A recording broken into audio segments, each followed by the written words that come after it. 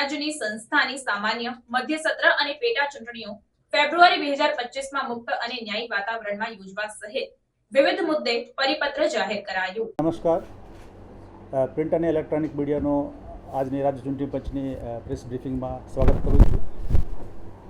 રાજ્ય ચૂંટણી પંચની નેચર હેઠળ મહાનગરપાલિકા, નગરપાલિકા, જિલ્લા પંચાયત, તાલુકા પંચાયત અને ગ્રામ પંચાયતનું ચૂંટણી યોજવા માટે જે મેન્ડેટ છે એ પ્રમાણે આ વખતે અમે જે ચૂંટણી કરવા પાત્ર છે એ બધા અમે તૈયાર કરીને આપણા સમક્ષ શેડ્યુલ અને પછી કઈ કઈ જગ્યામાં ચૂંટણી થવાનું છે અમે એક વિગત આપું છું। જે રાજ્ય સરકાર દ્વારા જે 27% અનામત બાબતમાં જે નિર્ણય થયા પછી અત્યારે અમારા પાસે જે ચૂંટણી કરવા પાત્ર જે મુદત પૂરી થઈ ગયેલી એવા બધાનો અમે તૈયાર કરીને એ પૈકી યોગ્ય ચૂંટણી કરવા માટે લીગલી કોઈ પ્રોબ્લેમ નથી એવા બધા યાદી કરેલા છે।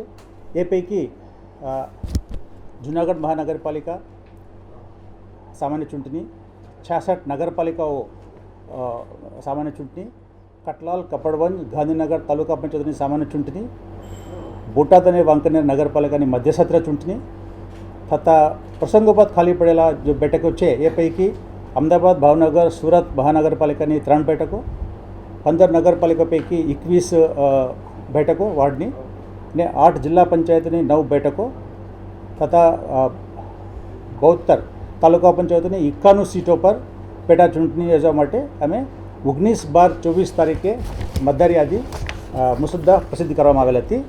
એ જે આપનો બધાનો ખ્યાલ છે, જે રૂલ્સ પ્રમાણે મતદાર યાદીની તૈયાર કરવા માટે રૂલ્સમાં એવું જોગવાઈ છે, એસેમ્બલીમાં જે ભારત ચૂંટણી પંચ દ્વારા જે યાદી તૈયાર કરવામાં આવેલ છે એ યાદીનો બેઝ તરીકે લઈને અમે અમારા જે મ્યુનિસિપાલિટી પંચાયતો માટે જે અનુકૂળ રીતે વાર્ડ રચના કરીને એને અમે ડ્રાફ્ટ તરીકે પ્રસિદ્ધ કરીએ છીએ। ત્યાર પછી અમે જે વાંધા સૂચના મંગાવીએ છીએ, ત્યાર પછી એનો અમે આખરી પ્રસિદ્ધિ કરવાનું હોય છે। એના માટે જે રૂલ્સ નિયમ પ્રમાણે જે વાંધા સૂચના લઈને આજની તારીખે એ પ્રસિદ્ધ થઈ રહ્યા છે, સાંજ સુધી અમને આખરી પ્રસિદ્ધિની રિપોર્ટ આવશે। એમાં અમે શું કર્યો, જે 29 એટલે 29 ઓક્ટોબર 29/10/24 થતાં 6/1 એટલે હમણાં 10 દિવસ પહેલાં જે ભારત ચૂંટણી પંચે આખરી યાદી પ્રસિદ્ધિ કરેલા છે એમાં પણ જે નવા એડિશન થયેલા છે એનું પણ અમે સમાવેશ કરીને આજની તારીખે અમે આખરી પ્રસિદ્ધિ કરવામાં આવેલ છે। અને જે શેડ્યુલ છે આ પ્રમાણે છે। ચૂંટણી જાહેરાત એટલે આજની તારીખે છે, અત્યારે થઈ રહ્યા છે 21/1નું। જાહેરનામાનું પ્રસિદ્ધિ કરવાની તારીખ 27/1/25। ઉમેદવારી પત્ર ભરવા માટે છેલ્લી તારીખ 1/2/2025। ઉમેદવારી પત્રોની ચકાસણી 3/2/25। ઓકે, ઉમેદવારી પત્ર પાછી ખેંચી લેવા માટેની છેલ્લી તારીખ 4/2/2025। મતદાનની તારીખ 16/2/2025 રવિવારે અને સવારના 7 વાગ્યાથી સાંજે 6 વાગ્યા સુધી। પુનઃ મતદાન પ્રશ્ન હોય તો એ 17/2/25 તારીખે અને મતગણતરી તારીખ 18/2/25। ચૂંટણી પ્રક્રિયા પૂર્ણ થવાની તારીખ 21/2/2025।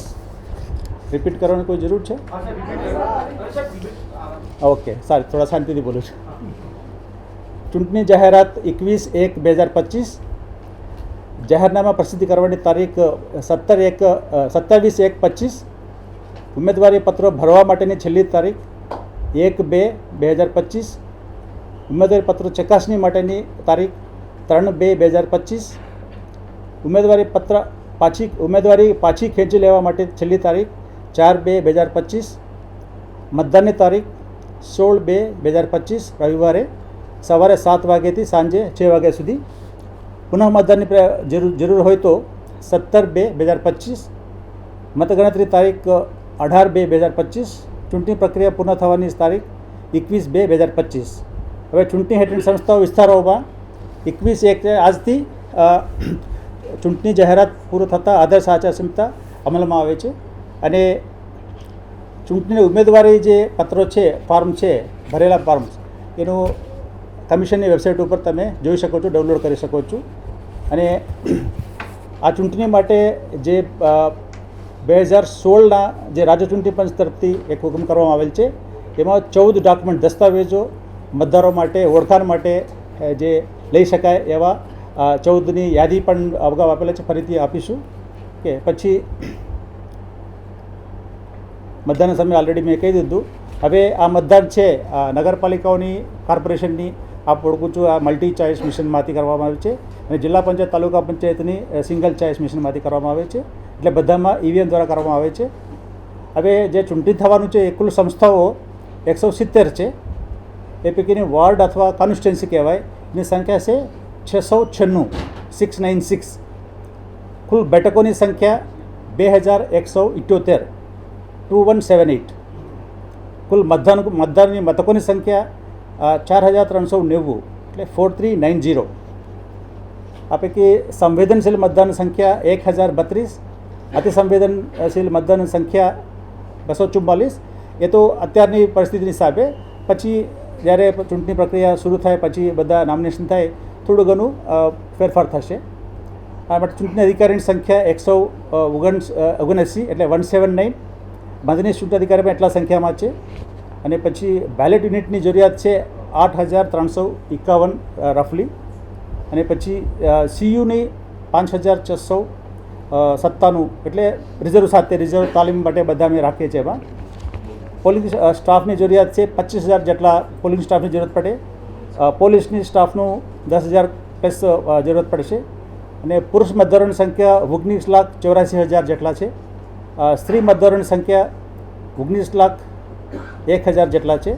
અને અન્ય મતદારો છે 145, એટલે થર્ડ જેન્ડર કહેવાય, એના માટે 145 છે.